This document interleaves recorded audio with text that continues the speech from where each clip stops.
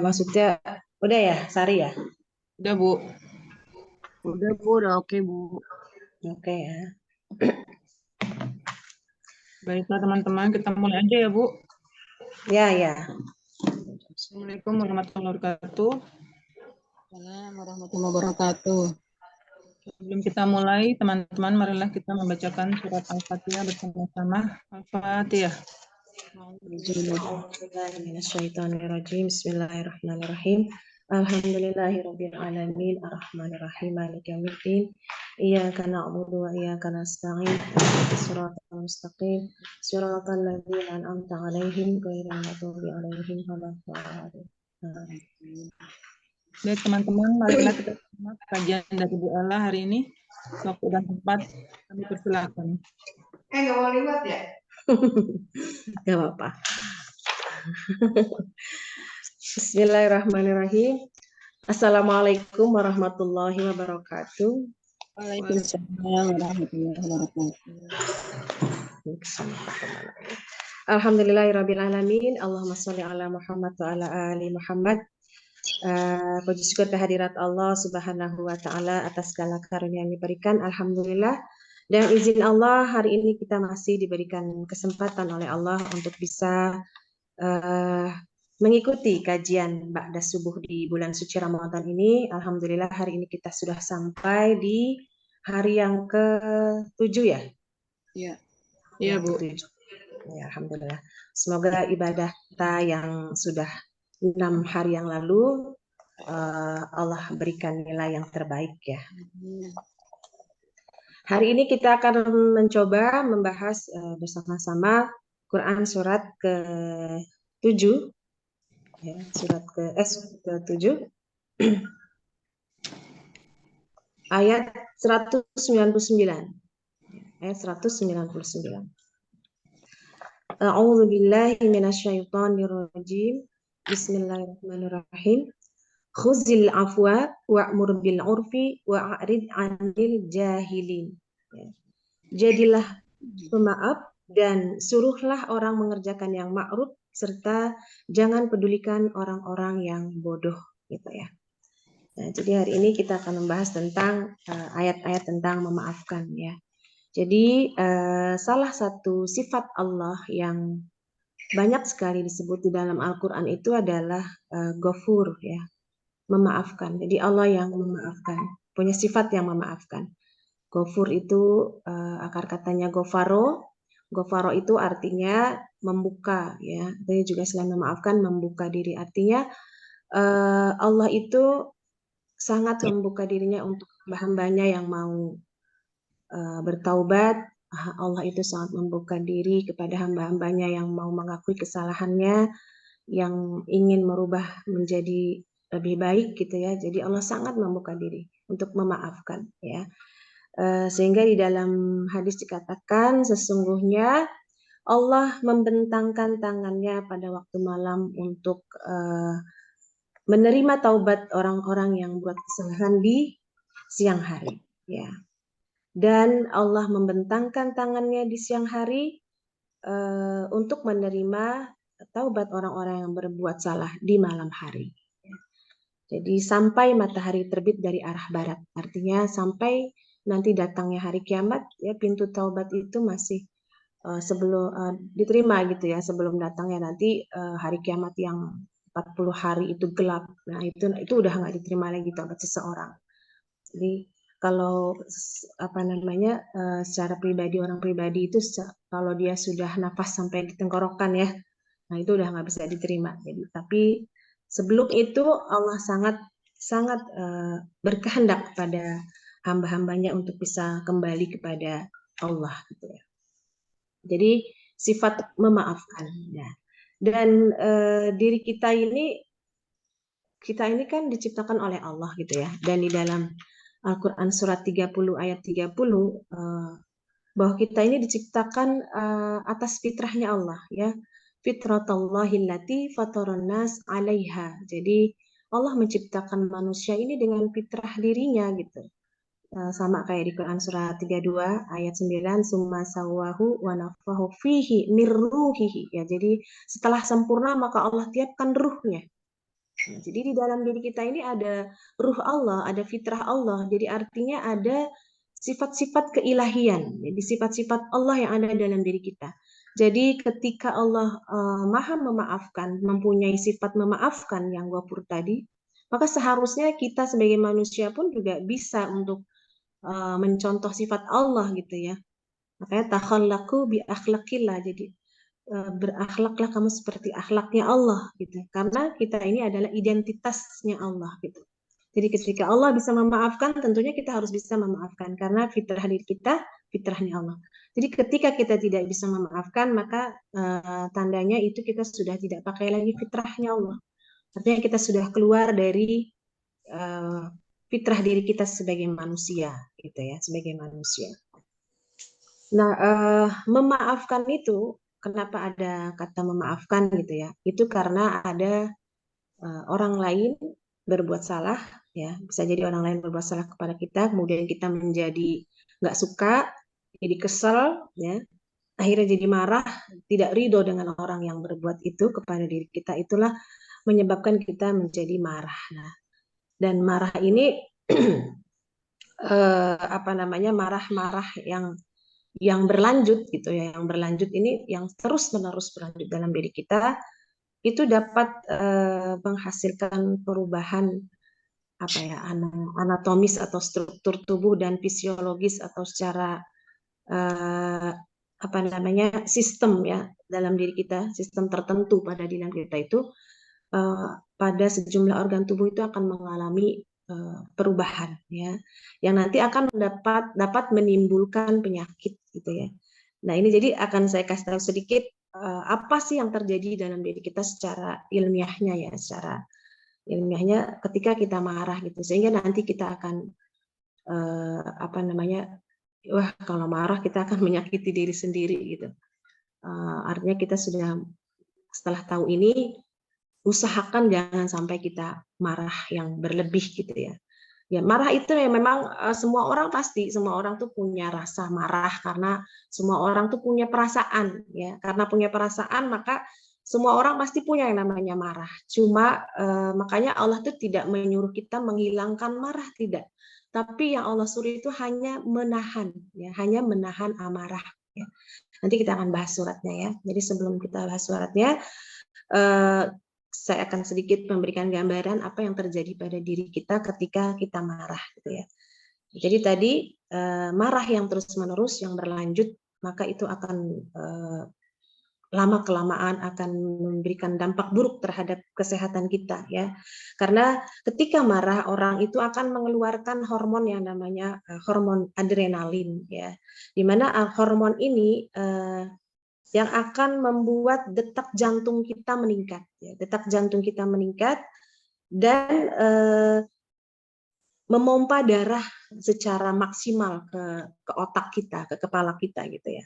Jadi darah mengalir ke otak sehingga mengurangi kemampuan berpikir secara rasional gitu ya. Jadi orang kalau sudah marah pasti kadang-kadang perbuatannya pun juga udah di luar batas gitu ya, ngamuk-ngamuk segala macam, yang lempar apa. Nah itu karena terjadi seperti itu, darah mengalir cepat ke dalam otak kita, kemudian mata menjadi merah ya, biasanya orang kalau marah matanya jadi merah, karena apa? Karena pupil matanya itu melebar ya, secara kesehatan seperti itu. Sehingga akhirnya tekanan darah meningkat, ya jadi orang yang marah-marah itu akan punya penyakit yang namanya darah tinggi ya, karena tensinya meningkat gitu. Jadi bukannya orang yang punya darah tinggi itu jadi marah-marah, bukan, tapi kebalik. Orang yang suka marah-marah maka akan menimbulkan penyakit darah tinggi gitu ya. Karena memproduksi hormon adrenalin itu memproduksi hormon stres gitu ya. Dengan itu kemudian juga menjadi pencernaan kita menjadi melambat gitu. Nah, itulah yang terjadi di dalam tubuh kita ketika kita sedang marah ya, kita sedang marah. Jadi setelah tahu seperti ini alangkah bodohnya ya kalau kita masih terus memelihara marah di dalam diri kita, karena itu akan menyakiti diri kita sendiri, akan menyakiti kesehatan kita ya, mengganggu kesehatan kita gitu ya. Makanya di dalam Al-Qur'an ini banyak sekali ayat-ayat yang mengatakan Allah menyuruh kita untuk bisa memaafkan gitu, sebagaimana sifat Allah yang juga sangat memaafkan pada hamba-hambanya ya. Jadi memaafkan itu adalah satu proses untuk bisa melepaskan emosi negatif dan perasaan terluka yang terjadi pada diri kita gitu. Saya yakin ya kita semua pernah punya rasa marah gitu ya. Nah, karena itulah Allah menyuruh kita ya, kita buka ayatnya tadi saya bilang Allah itu tidak menyuruh kita menghilangkan rasa marah gitu ya, tapi hanya menyuruh menahan rasa marah gitu, hanya menyuruh menahan rasa marah. Kita buka Quran surat 3 ayat 133 134 itu kan ada. Surat berapa, Bu? Ali Imran Ayat 133. 133 dan 134 ya. Ini ayat yang sudah sering kita dengar, sering kita kaji juga ya. Tapi kita harus ulang kembali karena memang hidup itu adalah mengulang ya. Makan pagi diulang, makan siang. Kalau tidak diulang bahaya ya. Makan sekali aja nggak diulang. Nah, ini a'udzubillahi minasyaitonirrajim. Wasari'u ila magfiratin min rabbikum wa jannatin arduhas samawati wal ard u'iddat lil muttaqin alladzina yunfikuna fis sarra'i wad-dharra'i wal kaziminal ghaiz. Ya di situ ya, wal kaziminal ghaiza wal 'afina 'anil nas wallahu yuhibbul muhsinin. Coba baca dulu artinya, Sari. Dan bersegeralah kamu mencari ampunan dari Tuhanmu dan mendapatkan surga yang luas seluas langit dan bumi yang disediakan bagi orang-orang yang bertakwa. Ya, terus itunya 134-nya. Yaitu orang yang berinfak baik di waktu lapang maupun sempit dan orang-orang yang menahan amarahnya dan memaafkan kesalahan orang lain, dan Allah mencintai orang yang berbuat kebaikan. Ya. Nah, ini ayatnya ya. Wasari'u ila magfiratin min rabbikum. Jadi bersegeralah kita mencari ampunan Allah. Artinya bersegera kita juga kalau mau diampunin Allah gitu ya. Kita harus bisa mengampuni orang lain gitu. Jadi wasari'u ila magfiratin min rabbikum wa jannatin arduhas samawati wal ard. Jadi ketika kita sudah diampuni oleh Allah, barulah kita bisa dikasih surga. Ya, dikasih surga yang luasnya seluas langit dan bumi. Ya. Jadi kalau belum bisa memaafkan, Allah aja mau memaafkan gitu ya. Ketika kita udah dimaafkan, baru kita bisa masuk surganya. Tapi kalau kita belum bisa memaafkan orang lain, belum bisa mendapatkan ampunan Allah juga gitu. Jadi jangan berharap kita mendapatkan ampunan Allah sebelum kita bisa mengampuni orang lain. Nah, surga itu disediakan untuk orang-orang yang bertakwa. U'iddat lil muttaqin. Siapa itu orang yang bertakwa di dalam ayat ini? Alladzina yunfikuna fis sarra'i wad dharra, ya, orang-orang yang menginfakkan harganya di waktu lapang dan sempit. Dan kajian kita yang hari ini wal kaziminal ghaiza, dan orang-orang yang bisa menahan amarah. Ya, situ ya, menahan amarah. Jadi bukan menghilangkan tapi menahan amarah.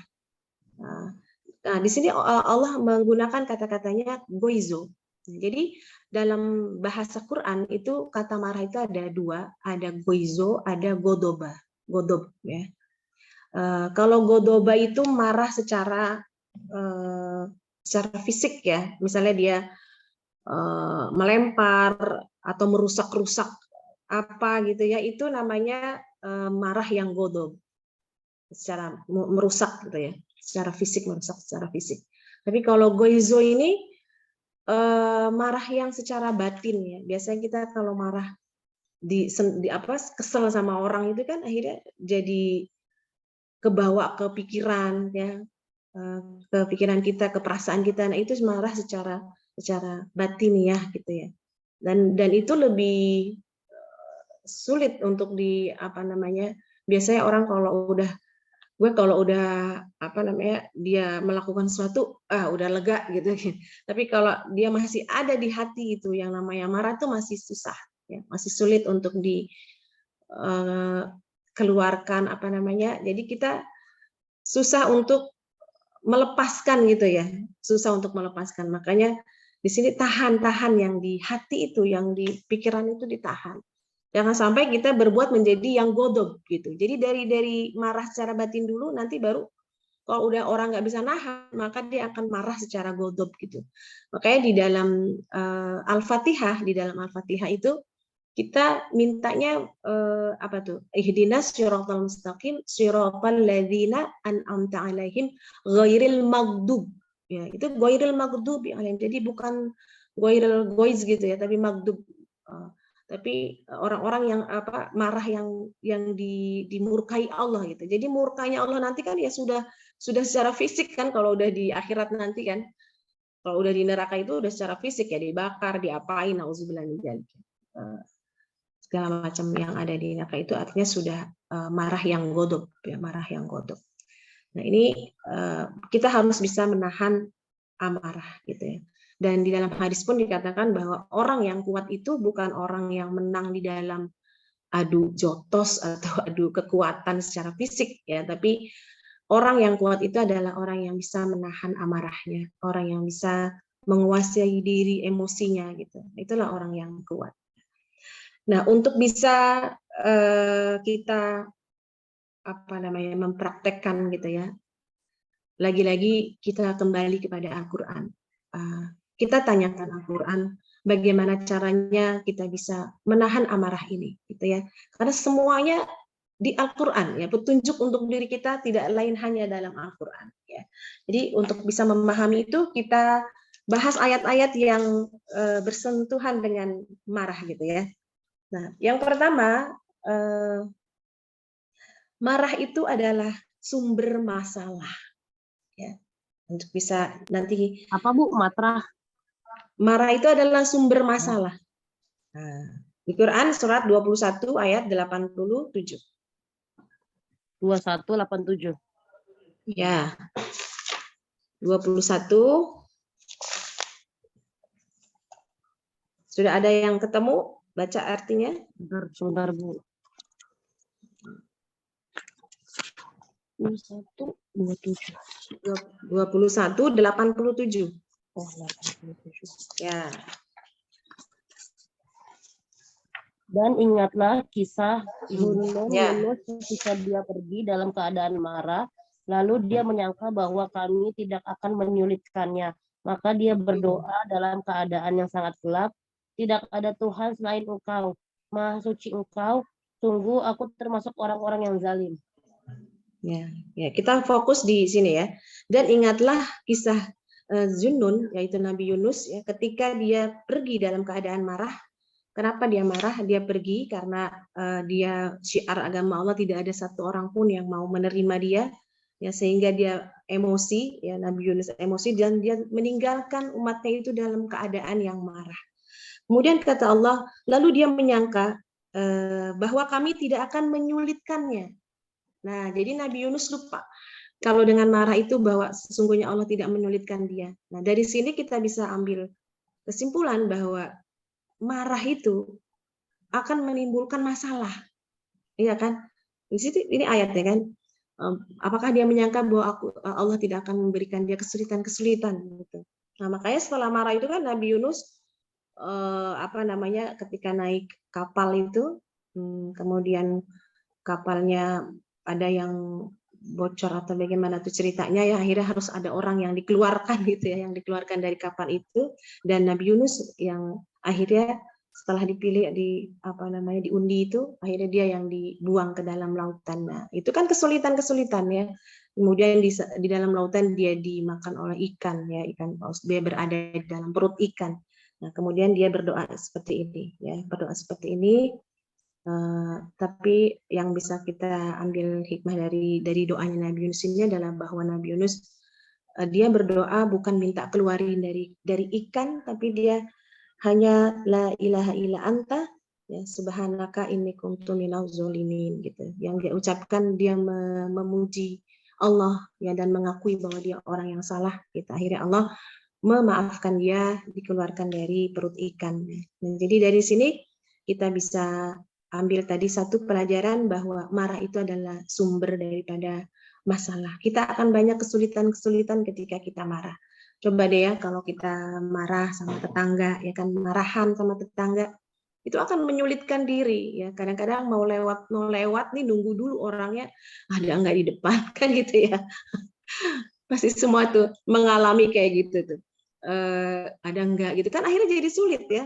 Yang tadinya mau pergi ke tempat apa yang lewat depan rumah dia itu lebih deket gitu kan, tiba-tiba karena kita punya rasa marah sama orang itu dan takut ketemu, akhirnya kita lewat jalan yang jauh gitu kan, dan itu akan menyulitkan diri sendiri gitu. Itulah yang dimaksud bahwa marah itu adalah sumber daripada kesulitan-kesulitan, dan juga bisa rezeki yang harusnya Allah berikan akhirnya menjadi tidak jadi diberikan gitu. Itu karena marah ya. Kita mau bawain makanan, tiba-tiba orangnya lagi marah-marah ya kan. Nah, nggak jadi deh, nggak jadi ya, gitu. Balik lagi ya. Kenapa? Takut disemprot. Oh, iya, makanya saya udah bawa kolak kan buat buat Tiwi buka gitu kan, tiba-tiba di rumahnya Tiwi lagi marah-marah, lagi ngamuk-ngamuk, akhirnya saya nggak jadi bawain kolak, ya udah saya makan aja kolaknya gitu. Jadi artinya menghambat rezeki yang akan datang kepada kita karena gara-gara kita marah gitu ya, gara-gara kita marah. Itu yang pertama. Yang kedua, marah itu adalah sifat orang munafik ya. Marah itu adalah sifat orang munafik. Kita buka di Quran surah 3 ayat 119. Surah 3 ayat 119. Yang sudah ketemu boleh dibaca artinya.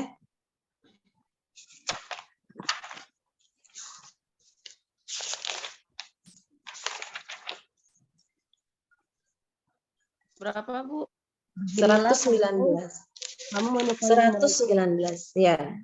Beginilah kamu menyukai mereka, padahal mereka tidak menyukaimu. Dan kamu beriman kepada semua kitab. Apabila mereka berjumpa kamu, mereka berkata, kami beriman. Dan apabila mereka menyendiri, mereka menggigit ujung jari karena marah dan benci kepadamu. Katakanlah, matilah kamu karena kemarahanmu itu. Sesungguhnya Allah Maha mengetahui segala isi hati. Nah, itu ya.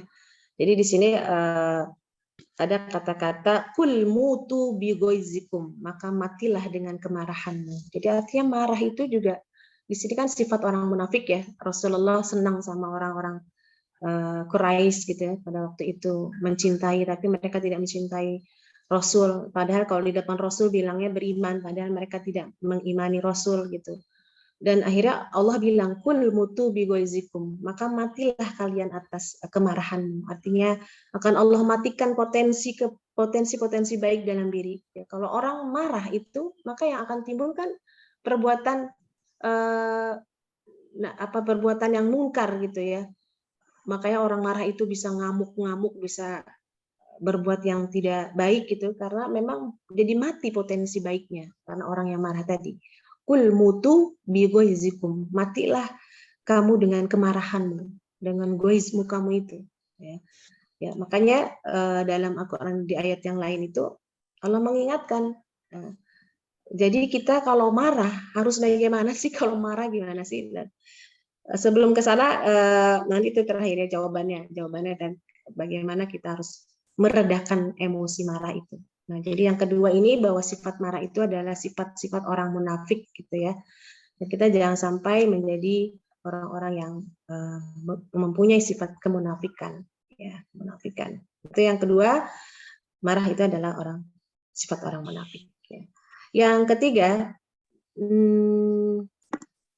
kondisi marah. Nah, kondisi marah itu berarti kan kita menciptakan suasana. Nah, menciptakan suasana apa? Suasana neraka. Jadi artinya marah itu adalah bagaikan neraka. Marah itu adalah kita menciptakan suasana neraka dalam diri kita. Ya. Yang marah itu dalam Quran disebutkan ya neraka itu 67 ayat 8 ya, 67 ayat 8. Coba dilihat. 67 ayat 8. Benar nggak tuh? Marah itu adalah kondisinya neraka.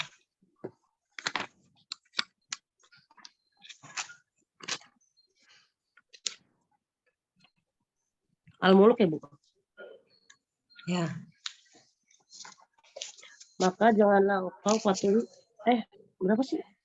67. Oh, 67 ayat 8 kan? Coba deh gimana lihat. Maka janganlah engkau patuhi orang-orang yang mendustakan ayat-ayat Allah. Sorry.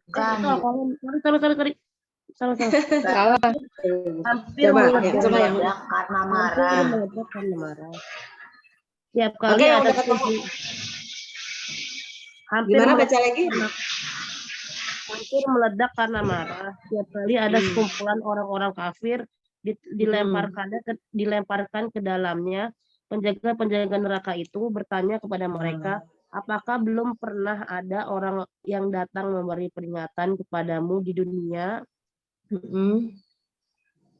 Lanjut Ya, 9. itu jadi apa, meledak, jadi meledak marah itu artinya suasana neraka itu kalau ada datang orang yang mau dimasukin ke dalam neraka gitu. Neraka itu sendiri seperti kayak meledak marah-marah gitu.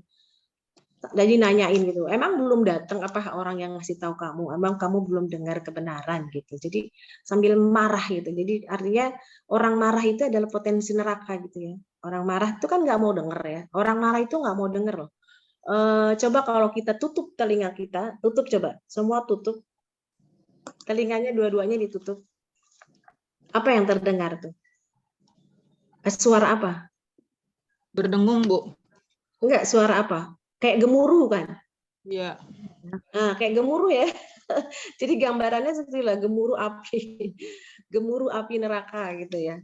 Nauzubillah min dzalik. Ketika orang tidak mau mendengarkan kebenaran, maka itulah gemuruh api neraka ya. Jadi kondisi neraka. Jadi jangan sampai kita menciptakan suasana neraka di dalam kehidupan kita. Nah itulah makanya harusnya maka Allah memerintahkan kita untuk menjadi orang yang pemaaf ya, seperti ayat yang tadi di depan ya, khuzil afwa wa'mur bil urfi, gitu ya. Jadilah kamu pemaaf dan perintahkan orang berbuat yang ma'ruf, dan menjauhilah dari orang-orang yang bodoh, anil jahilin, dari orang-orang yang bodoh. Jadi artinya orang-orang yang tidak memaafkan itu adalah bagian daripada orang-orang yang bodoh. Kenapa bodoh? Karena gini loh, kayak seperti kalau kita marah itu kayak kita, jadi misalnya orang ngatain kita gitu, atau menzalimi kita lah. Kemudian kita marah sampai kita bawa ke dalam hati kita. Sampai kita nggak bisa tidur, nggak bisa apa gitu ya. Ciptakan neraka bukan itu? Kan menciptakan neraka gitu. Terus orang yang ngatain kita, orang yang menzalimi kita tuh udah senang-senang aja dia.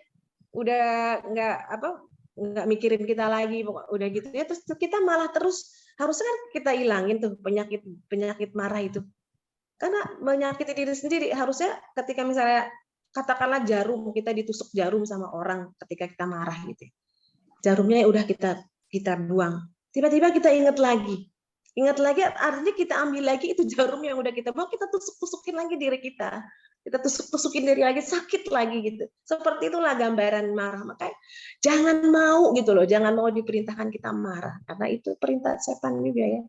Bu, kita ingin membantu. Kalau orang marah kan berarti kayak menyakiti kita gitu, Bu. Kalau kita Iya, jadi kayak sumpah serapah gitu, nyumpahin yang nggak baik gitu, bagaimana, Bu? Lumrah sih ya, biasa. Kenapa? Ya Iya, makanya itu kalau kondisi marah itu akan gitu. menciptakan perbuatan yang tidak baik gitu ya, perbuatan yang munkar gitu. Nah jadi makanya caranya gimana biar kita nggak marah gitu ya. Tadi Tiwi nanyanya gimana kalau marah terus jadi nggak usah, kalau kita yang kena dimarahin orang gitu, dihina orang, pokoknya dicaci maki gitulah, kita kan jadi kayak sumpah serapah gitu sama orang, ih lu biarin aja ntar lu begini gitu, Bu. Itu bagaimana? Ya itu usahakan tidak seperti itu. Makanya tadi menahan amarah gitu. menahan. Jadi kalau kita menyumpahi serapah itu artinya kita tidak bisa menahan, ya kan? Itulah luapan emosi yang harusnya tidak keluar akhirnya jadi keluar karena kita tidak bisa menahan. Makanya gunakan potensi apa kemarin kita belajar? Nah, asyam kan? Asyam itu kan menahan. Kita punya potensi itu. Nah, caranya justru di Quran surat 42 ayat 37 itu. Ketika kita marah harus seperti apa sih gitu. Surat 42 ya, surat 42 ayat 37. Coba yang lain ada yang sudah buka, yang lain boleh dibaca terjemahnya. 42, 37. Surat apa Kak? 42, 37. 42 ayat 37. Ayat 37. Dan juga bagi orang-orang yang mencari. Nah, itu.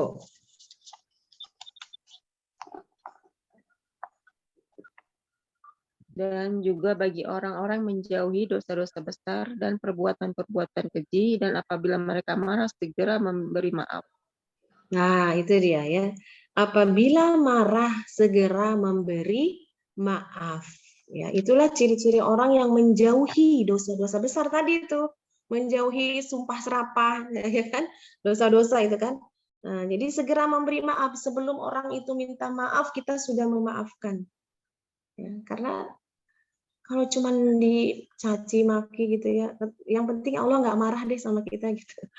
Kalau perbuatan kita memang masih tidak melanggar aturan Allah gitu ya, biarin aja deh orang lain mau bilang apa, yang penting Allah nggak marah sama saya gitu.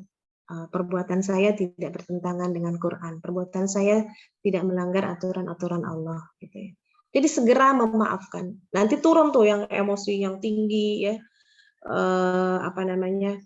tensi yang naik tadi itu insya Allah akan turun dengan sendirinya ya Allah. Buat lapang hati gitu ya. Insya Allah kita akan bisa deh. Pelan-pelan berproses. Insya Allah ketika kita sering berinteraksi dengan Al-Quran, insya Allah kita akan dibimbing Allah melalui apa yang telah kita pelajari, apa yang telah kita kaji dalam Al-Quran. Insya Allah kita akan diingatkan. Ya, jadi ketika mau berbuat buruk, ingat ayat ini. Ya, ketika mau berbuat itu, kita ingat ayat ini dalam Al-Quran. Itulah fungsinya Al-Quran itu sebagai petunjuk ya, sebagai pedoman hidup kita ya, sebagai rumusan hidup ya. Yasin wal Qur'anil Hakim ya kan, sebagai rumusan yang punya hukum gitu ya. Nah, jadi kita memang tidak lain harus mengikuti Al-Quran ya, agar hidup kita menjadi tenang ya. Dan yang harus kita ingat itu bahwa orang pemaaf itu adalah sifat-sifat karakter daripada orang surga ya. Surat 7:43 ya, kita mau jadi orang surga nggak nih gitu, mau jadi orang surga nggak? Kalau mau jadi orang surga ya harus belajar dari sekarang, harus membiasakan diri dengan sifat-sifatnya orang surga gitu ya. Ini keempat bukan sih Bu? Iya, tadi yang pertama apa? Marah itu sumber masalah. Terus yang kedua, marah sifat orang munafik. Ya, terus kondisi marah menciptakan suasana neraka.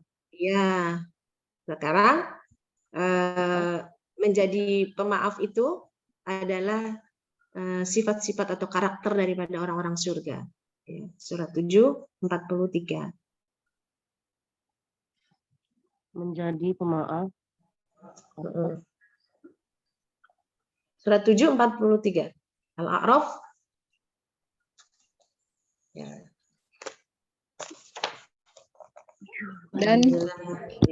Dan kami mencabut rasa dendam di dalam dada mereka.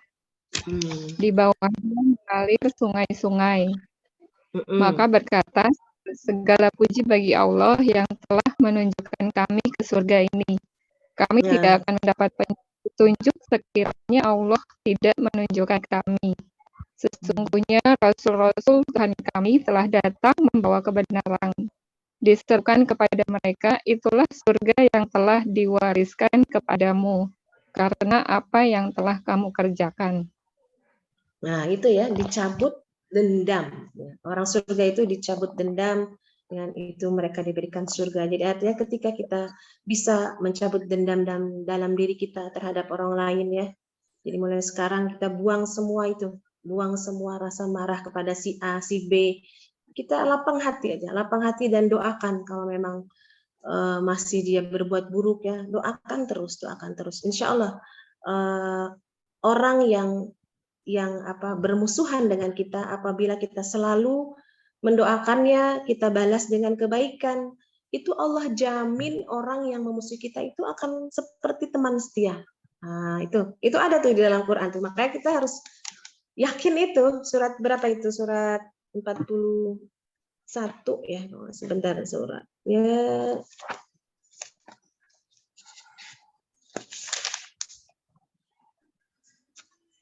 Iya, surat 41 ayat 34 ya. Ini harus ingat ini nih, kita harus yakin karena Al-Quran itu bisa menjadi petunjuk, bisa menjadi rahmat bagi orang-orang yang yakin saja. Kalau kita nggak yakin ya nggak bisa terjadi gitu ya. Makanya harus yakin kepada janji Allah. Janji siapa lagi yang harus kita yakini kecuali janji Allah. Ya. Kalau janji-janji manusia itu kadang-kadang ini ya bikin kecewa ya, bikin kecewa. Tapi janji Allah tidak pernah mengecewakan. Kita buka tuh kan, tidak sama dan tidaklah sama kebaikan dengan kejahatan. Ya, kebaikan dengan kejahatan tidak sama ya. Tolaklah kejahatan itu dengan cara yang lebih baik sehingga orang yang ada rasa permusuhan antara kamu dan dia akan seperti teman setia. Itu janji Allah. Janji Allah kalau kita selalu membalas kebaikan dari kejahatan orang yang Allah buat orang itu menjadi teman setiamu.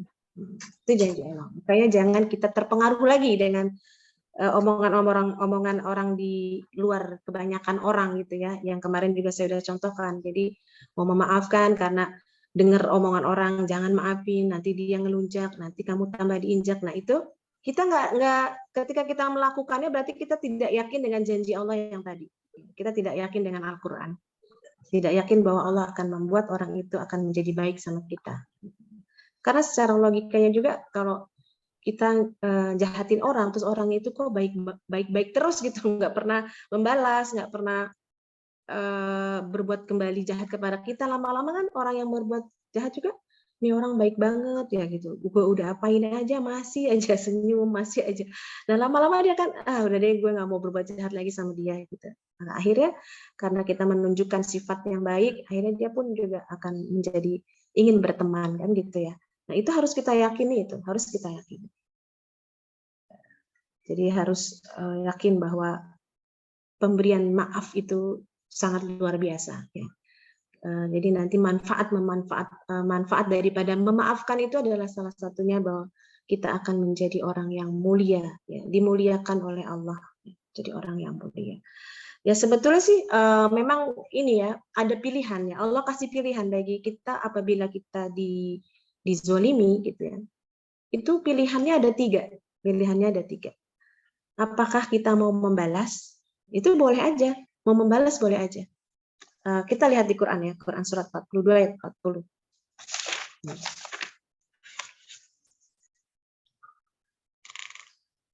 Nah ini. Jadi boleh aja kita balas. Dan balasan suatu kejahatan adalah kejahatan yang setimpal. Ya. Balasan kejahatan, kalau kamu membalas kejahatan, balas dengan yang setimpal. Jadi ada hukum kisos kan dalam agama Islam itu. Kalau kamu ditonjok pipi kirimu, ya kalau kamu mau balas, tonjok lagi pipi kirinya. Kalau dia nonjoknya sekali, ya kita harus balasnya sekali, nggak boleh 2 kali. Kalau yang pipi kiri ditonjok, kita nggak boleh balas yang kanan gitu. Itu boleh, tapi apa? Tapi yang nggak dapat nilai, kita di kan, dan balaslah suatu kejahatan kepada kejahatan yang setimpal. Tetapi barang siapa memaafkan dan berbuat baik kepada orang yang berbuat jahat, maka pahalanya dari Allah. Sungguh dia tidak menyukai orang-orang yang zolim. Jadi artinya sama aja kita ketika dizolimi sama orang, kemudian kita menzoliminya lagi.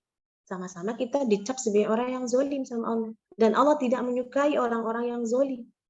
Tapi kalau dia memaafkan, itu kan, dia memaafkan, tetapi orang-orang yang membela diri setelah dizolimi tidak ada alasan untuk menyalahkan mereka. Sesungguhnya kesalahan hanya ada pada orang-orang yang berbuat zalim kepada manusia dan melampaui batas, ya. Tetapi ini ayat 43-nya, tetapi barang siapa bersabar dan memaafkan, sungguh yang demikian itu termasuk perbuatan yang mulia. Ya, jadi bersabar dan memaafkan. Jadi artinya hanya orang-orang yang sabarlah yang dapat memaafkan. Ya, dan hanya orang-orang sabar itulah karena dengan kesabaran itulah maka Allah memberikan kemuliaan kepada orang-orang yang mau memaafkan. Nah, itu dia. Ya, jadi kita ketika mau memaafkan maka kita akan menjadi orang-orang yang mulia di sisi Allah. Mau nggak kita jadi orang yang mulia di sisi Allah? Pasti mau dong ya. Sangat mau, harus mau ya. Makanya jangan pernah lagi kita marah, dendam kepada orang lain. Nah, itu sebetulnya masih banyak lagi ayat-ayatnya. Mau tanya dong, Bu. Iya, boleh ya. Ini kan ada pernah dengar hanya orang-orang sabarlah yang dimuliakan pahalanya tanpa batas. Itu maksudnya gimana, Ibu? Iya, orang sabar itu emang pahalanya tanpa batas, karena sabar pun juga tanpa batas kan, terus-menerus dalam kebaikan. Terus-menerus kebaikan-kebaikannya bertambah. Jadi tanpa sama Allah udah tanpa batas, dikasih balasannya tuh udah tanpa batas. Udah nggak ada hitung-hitungan lagi gitu. Jadi kalau 1 dibalas 10 udah, orang sabar itu nggak gitu, udah nggak 10 lagi, udah tanpa batas. Jadi luar biasa gitu, luar biasa nilainya. Tak ada hitungan lagi. Itu maksudnya Laras, karena sabar itu kan juga harus tanpa batas gitu. Karena sabar tanpa batas, maka balasannya pun tanpa batas. Iya kan? Iya, Bu. Ya, ini sudah jam 6, walaupun masih banyak ayat-ayat yang berkaitan dengan tadi memaafkan ya. Jadi sebagai penutupnya bahwa manfaat memaafkan orang lain itu satu tadi dimuliakan Allah ya, diberikan ketenangan dalam hidupnya ya. Tidak ada di hadisnya juga ada ini, tidak ada orang yang memberi maaf kepada orang lain melainkan Allah akan menambah kemuliaannya. Dan tidak ada orang yang merendahkan diri karena Allah, melainkan Allah akan mengangkat derajatnya. Kemudian dijanjikan surga seluas langit dan bumi, ya tadi ya kita udah bahas, dan diampuni. Nah ini salah satunya, kalau kita memaafkan orang lain itu ternyata kita barter dengan Allah. Barter dengan apa? Dengan ampunannya. Siapa coba yang nggak mau diampunin, ya kan? Tadi kan wasyari'u ila magfiratin min rabbikum. Wajannah, baru kita dapat surga kalau kita udah dimaafkan Allah. Jadi kalau sudah diampuni Allah baru kita bisa masuk surga. Dan dengan cara memaafkan itu, ya, dengan cara memaafkan kita dapat ampunan Allah. Salah satunya dengan cara memaafkan. Nah itu aja umi-umi sekalian. Ya mudah-mudahan kita diberikan hati yang bersih oleh Allah. Ya memiliki hati yang selalu lapang hati. Ya dengan ayat-ayat Quran insya Allah kita memiliki hati yang lapang sehingga kita tidak emosi yang berlanjut ya ketika ada rasa marah. Boleh memang marah, tapi jangan diterusin, artinya harus ditahan. Jangan berlanjut menjadi suatu itu tadi perbuatan yang menjadi godop gitu ya, marah secara fisik untuk merusak dan sebagainya. Ya, itu aja yang hari ini kita bisa bahas ya. Mudah-mudahan semua kita menjadi orang yang pemaaf. Ya. Dari saya cukup sekian. Yang salah tentunya dari saya, yang benar dari Allah. Kita tutup dengan sama-sama. Qalu subhanakallahumma wa bihamdika asyhadu an la ilaha illa anta astaghfiruka wa atubu ilaik. Akhirul kalam. Wassalamualaikum warahmatullahi wabarakatuh. Waalaikumsalam warahmatullahi wabarakatuh. Terima kasih, Bella. Ya. Terima kasih.